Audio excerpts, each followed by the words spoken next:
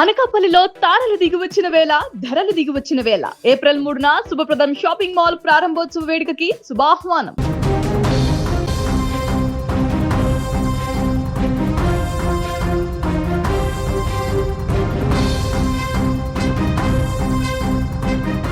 గాజువాకలో మౌనిక మర్డర్ కేసులో ట్విస్ట్ల మీద ట్విస్ట్లు బయటకు వస్తున్నాయి. ఇప్పటి వరకు నిందితుడు రవీంద్ర పోలీసులకు చెప్పింది కట్టుకథేనా లేదా నిజమా అనే అనుమానాలు కలుగుతున్నాయి. మౌనికను చంపడానికి అసలు కారణమేంటి? మగవాళ్ళంటేనే చిరాకు పడే మౌనికకు రవీంద్ర ఎలా పరిచయం అయ్యాడు? ఘటన జరిగి దాదాపుగా 3 రోజులు కావస్తున్నా రవీంద్ర ఫ్యామిలీ ఎందుకు బయటకు రాలేదు? ఇలా అనేక ప్రశ్నలు ఇప్పుడు వినిపిస్తున్నాయి.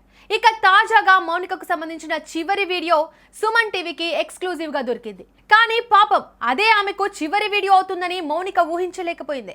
ఇక మౌనిక మర్డర్ కేసుపై లేటెస్ట్ అప్డేట్ మా వైజాగ్ ప్రతినిధి లక్ష్మి అందిస్తారు.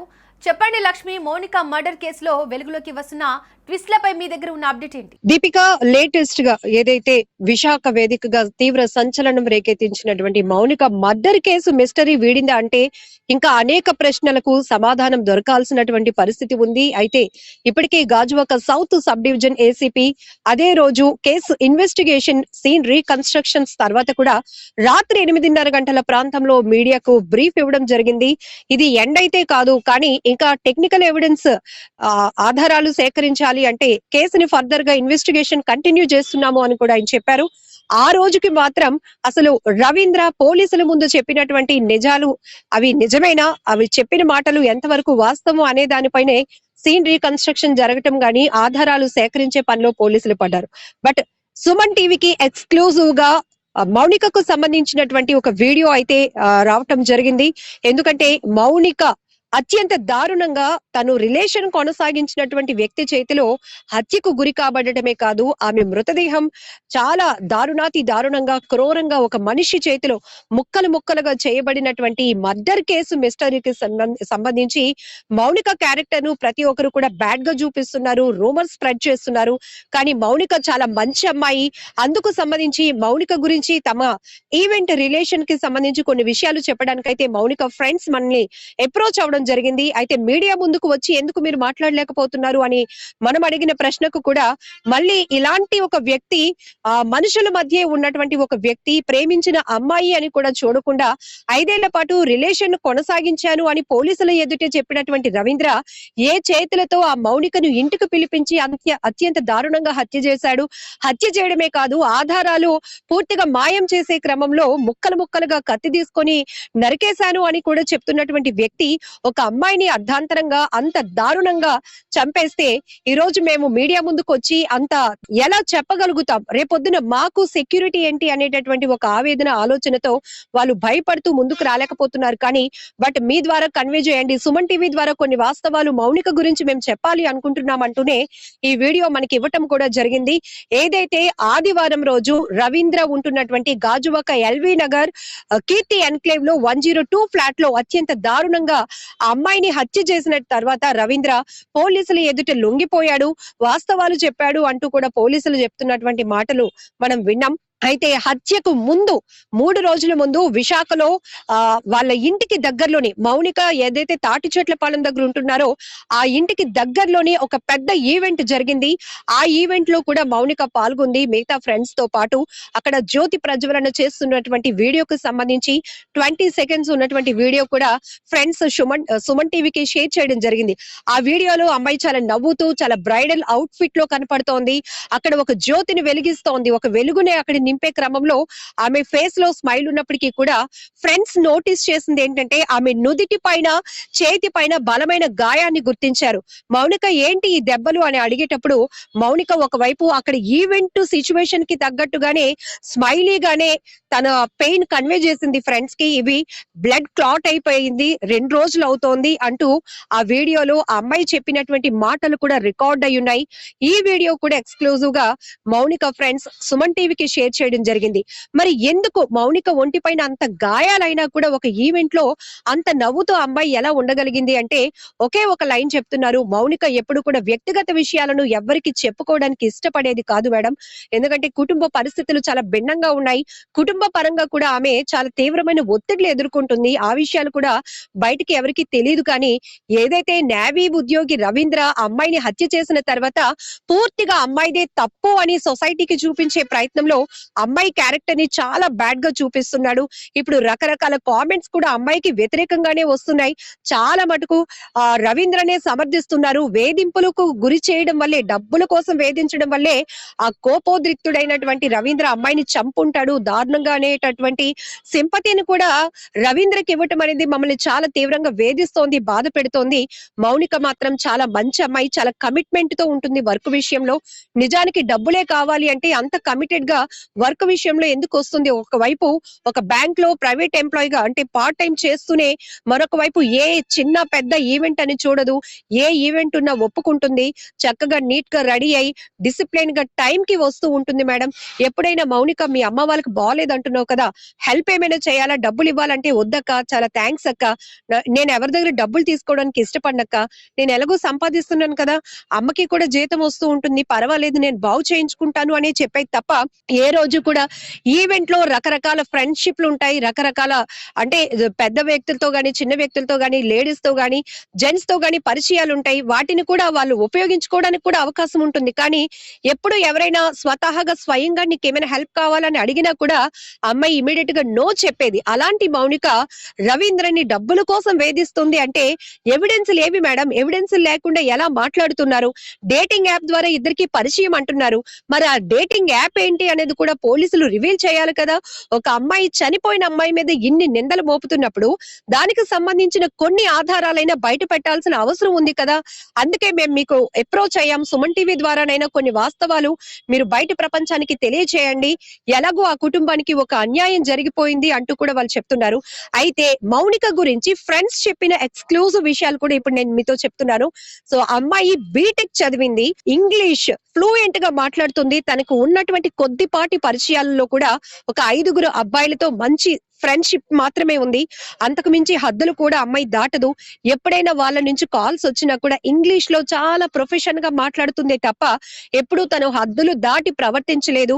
అందులోనూ సొసైటీలో ఈవెంట్ లో పనిచేస్తున్న అమ్మాయిలన్నా అబ్బాయిలన్నా ఒక రకమైన చిన్న చూపు ఉంటుంది.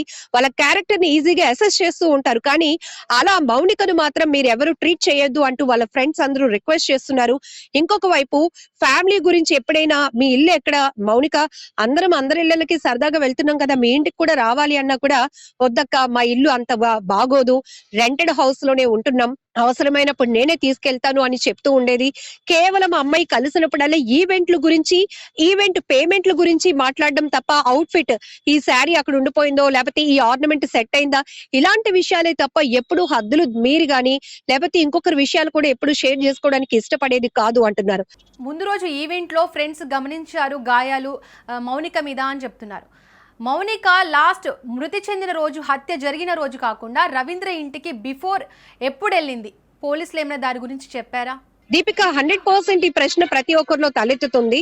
కేవలం ఏవైనా ఎవిడెన్స్లు ఉన్నాయా అంటే ఇంతకు ముందు వరకు మనం చూసాం, ఒక చోరీ గాని లేకపోతే ఒక కిడ్నాప్ గాని మరొక క్రైమ్ కేసులో పలానా నిందితుడు గాని లేకపోతే ఆ బాధితులు గాని ఇంటికి ఫ్రీక్వెంట్ గా వస్తూ వెళ్లే వాళ్ళు అనేటటువంటి సీసీటీవీ ఎవిడెన్స్ గాని ఐ విట్నెస్ గాని ఎవరి దగ్గరైనా ఉండేది.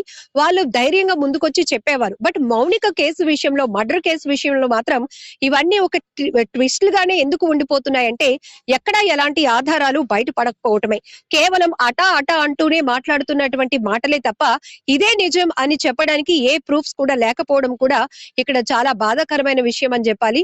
అయితే ఫ్రెండ్స్ ఆ రోజు ఈవెంట్ లో ఏంటి మౌనిక ఈ దెబ్బలు అన్నప్పుడు ఆమె బ్లడ్ క్లాట్స్ 2 రోజుల నుంచి ఇలానే ఉండిపోయాయి అక్క అంటూ వాళ్ళతో చెప్తున్నటువంటి మాటలు కూడా ఎక్స్క్లూజివ్ గా మన చేతిలో ఉన్నటువంటి వీడియోలో మీకు ఆ మాటలు కూడా వినిపిస్తున్నాయి.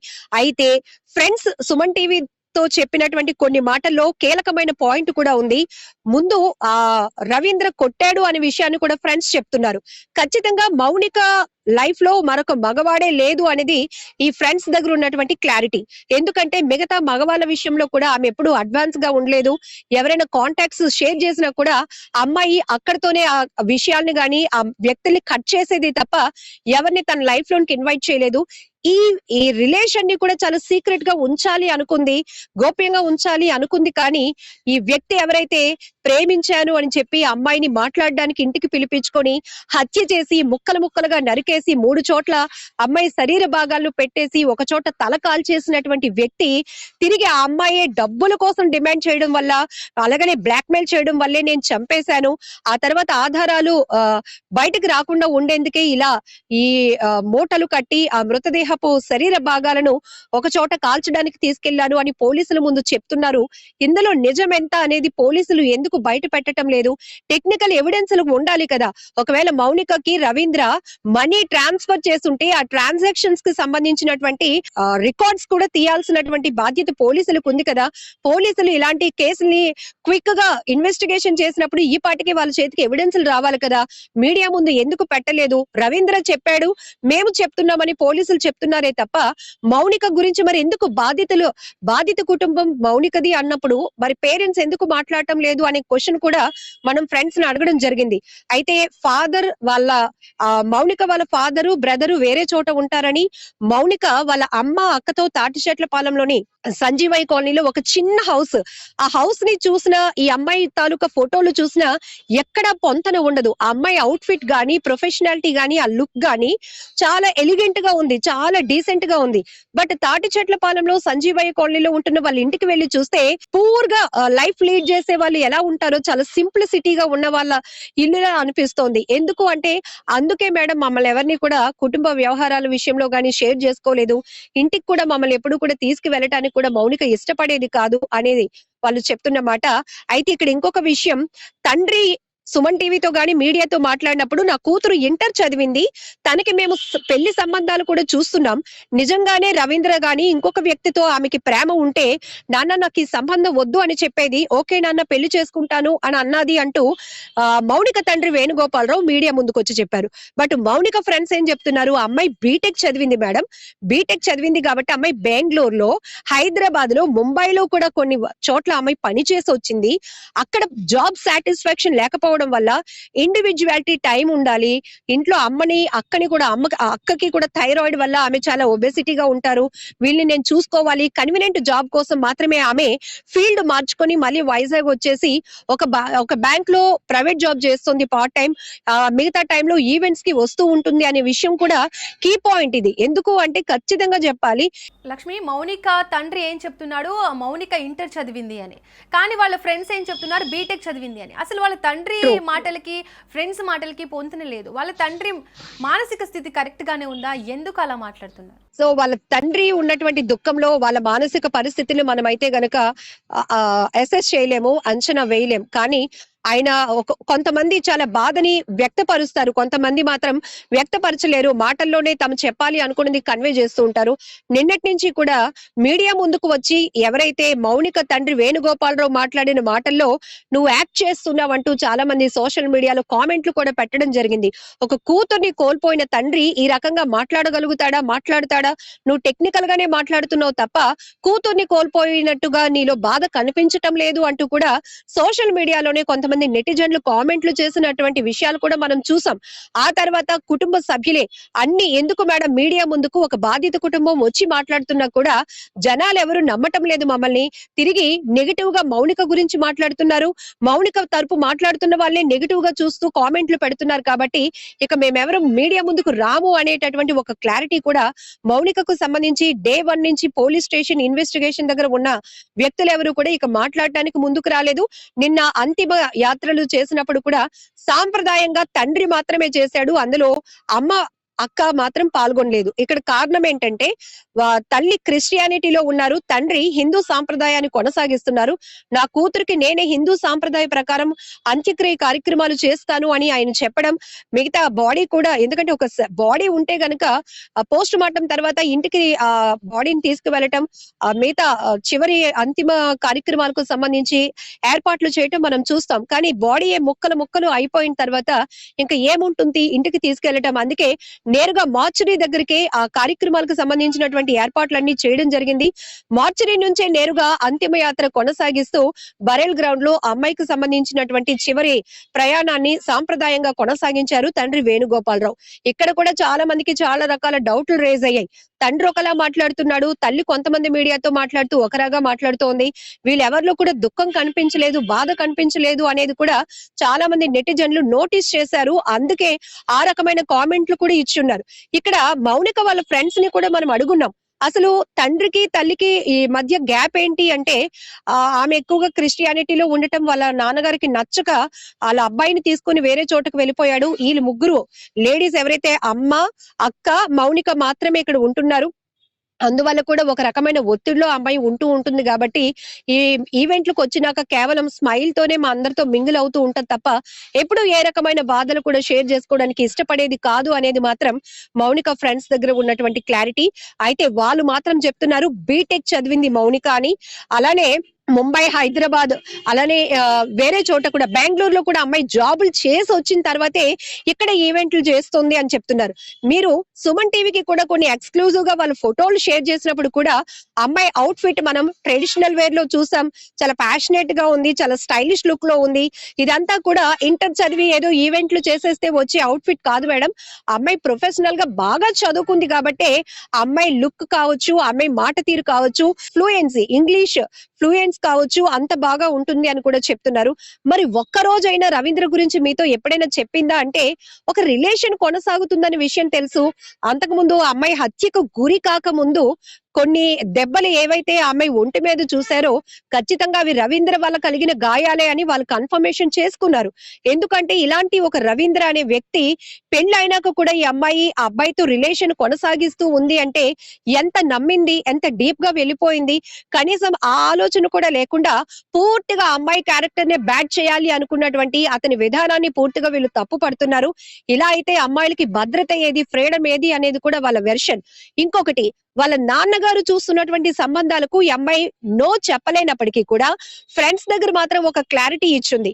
మా నాన్న పెళ్లి సంబంధాలు చూస్తున్నాడు కానీ నాకు పెళ్ళంటే ఇష్టం లేదు, మగవాళ్ళన్నా కూడా నాకు చాలా చిరాగ్గా ఉంటుంది, ఎందుకో వాళ్ళ దగ్గరకు వచ్చినా కూడా నాకు కొంచెం ఇబ్బందిగా ఉంటుంది అనే విషయాలు కూడా ఫ్రెండ్స్ తో కొంత పర్సనల్ గా షేర్ చేసుకున్నట్టు తెలుస్తోంది.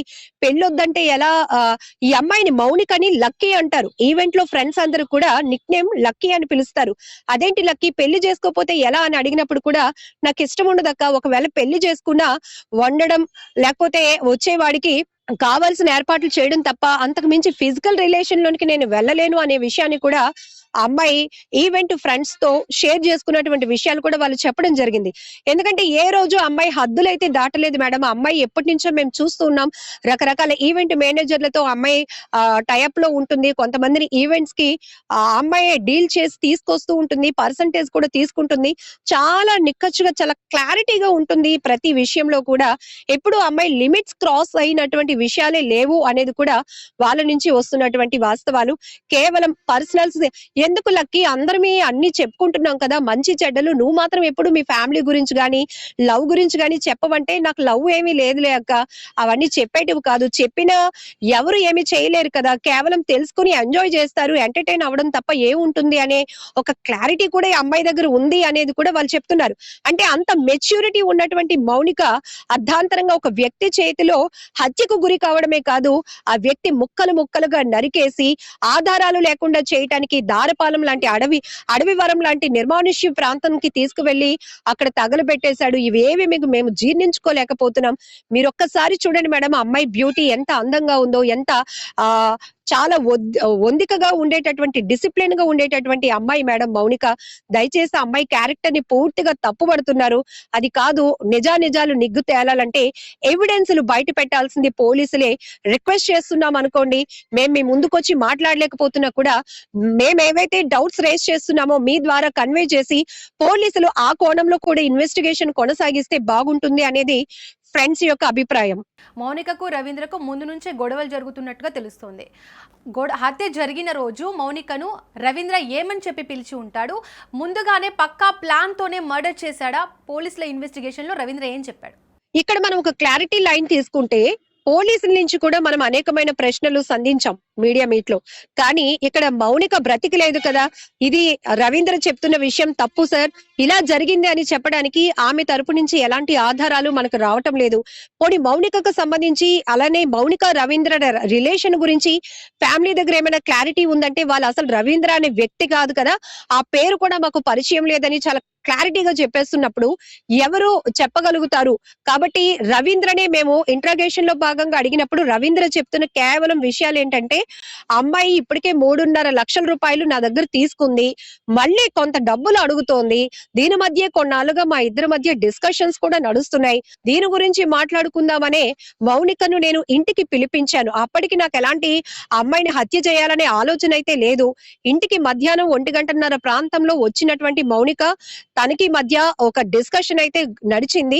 అయితే ఆ క్రమంలోని నాకు ఇప్పుడు ఇమీడియట్ గా పెద్ద మొత్తంలో నువ్వు డబ్బులు ఇవ్వకపోతే మన ప్రైవసీ వీడియోలు ఏవైతే ఉన్నాయో మీ ఆవిడికి షేర్ చేస్తాను, నీ పరువు తీసేస్తాను అని మౌనిక అనటం వల్ల ఈ గొడవ పెద్దదవుతూ ఇరుగు పొరుగు వాళ్ళకి తెలిసిపోతుందనేమో అనేటటువంటి ఆలోచనతో ఈ మౌనిక యొక్క ముక్కు నోరు మూసేసి ఊపిరి ఆడకుండా చేసేశాను అంటూ పోలీసులకు రవీంద్ర చెప్పినటువంటి విషయాలు. ఆ తర్వాత మరి ఎందుకు ఇంత ముక్కలుగా చేయాల్సిన పరిస్థితి ఏంటయ్యా అని అడిగినప్పుడు అతను చెప్పింది, ఆధారాలు లేకుండా చేయాలనే ఆలోచనతోనే భయపడ్డాను సార్, ఇది కావాలని చేయలేదు, ఆ అమ్మాయితో ఘర్షణ పెద్దదవుతుంది, ఇరుగు పొరుగు వారికి తెలిసిపోయి రచ్చ జరిగితే నేను వీధి పాలవుతానేమో అనే భయంతోనే ఆ అమ్మాయికి ఊపిరి ఆడకుండా చేసి చంపేశాను. ఆ తర్వాత నాకేం చేయాలో అర్థం కాక బాడీని ఇక్కడి నుంచి డిస్పోజ్ చేయాలనుకున్నాను, బట్ నా కెపాసిటీ సరిపోలేదు, అందుకే వెంటనే ఒక కత్తిని యాప్ ద్వారా ఆర్డర్ పెట్టుకొని రప్పించుకున్నాను, ప్యాకింగ్ ఐటమ్స్ కూడా ఆర్డర్ పెట్టుకొని రప్పించుకున్న తర్వాత ఆ కత్తితో ఆ అమ్మాయి బాడీని ముక్కలుగా చేసి కొంత పార్ట్ ఈ తల భాగాన్ని చేతుల భాగాన్ని ఒక మూట కట్టి అడవివరం దగ్గర ఉన్నటువంటి ధారపాలెం జీడి తోటలో నిర్మానుష్య ప్రాంతంలోకి తీసుకెళ్లి తగలబెట్టేశాను. అయితే ఆ తర్వాత మళ్ళీ ఇంటికి వచ్చాను, ఇంకొక బాడీ పార్ట్ ని తీసుకువెళ్ళాలి అనుకున్నాను గానీ ఈ మొండం ఏదైతే ఉందో దీన్ని ఫ్రిడ్జ్ లో పెట్టేశాను మూట కట్టి. కింద భాగం 2 లెగ్స్ కి సంబంధించిన భాగాన్ని ట్రాలీ బ్యాగ్ లో పెట్టేశాను. వీటిని కూడా తీసుకెళ్లి డిస్పోజ్ చేద్దాం అనుకున్నాను గానీ అంతలోనే తన ఫ్రెండ్ కి ఇలా జరిగిన విషయాన్ని భయపడి చెప్పడం వల్ల ఆ ఫ్రెండ్, నువ్వు ఎక్కడికి ఎస్కేప్ అయినా పోలీసులు నిన్ను పట్టేసుకుంటారు, ఇమీడియట్ గా నువ్వు వెళ్లి పోలీసుల ముందు లొంగిపోవడమే మంచిది అని ఫ్రెండ్ ఇచ్చిన సజెషన్ మేరకే అతను పోలీసుల ఎదుట సరెండర్ అయ్యాడు అనే విషయాన్ని కూడా రవీంద్రే చెప్తున్న విషయం ఇప్పుడు బయటకు వస్తోంది.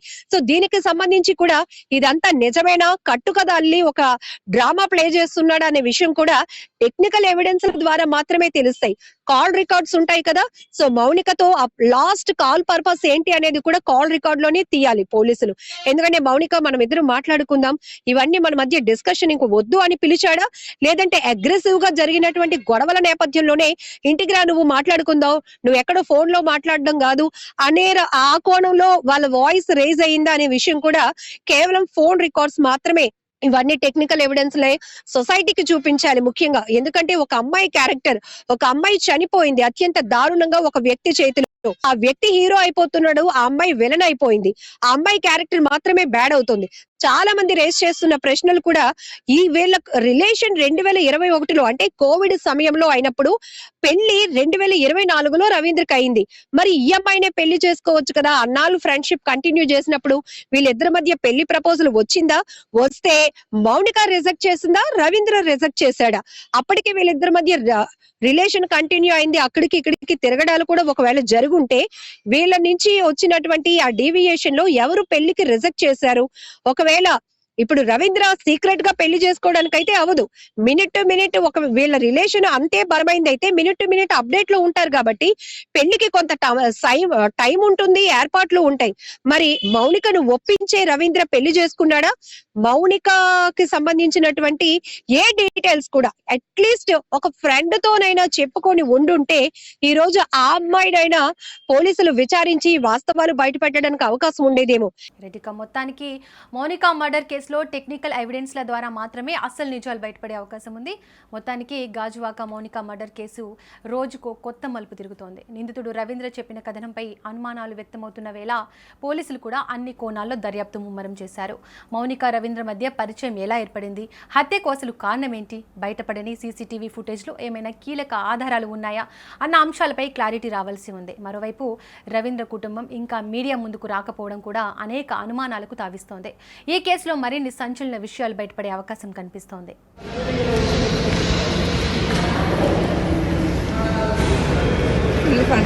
నిజమే అనుకుంటే ఎవరైనా చూస్తే ఎవరు గుర్తున్నా అలాగే ఉంది. ఇక్కడ మచ్చ కనిపించింది. అవును, ఐస్ పెట్టలే, వాయిస్ రికార్డ్ అయిపోతుంది.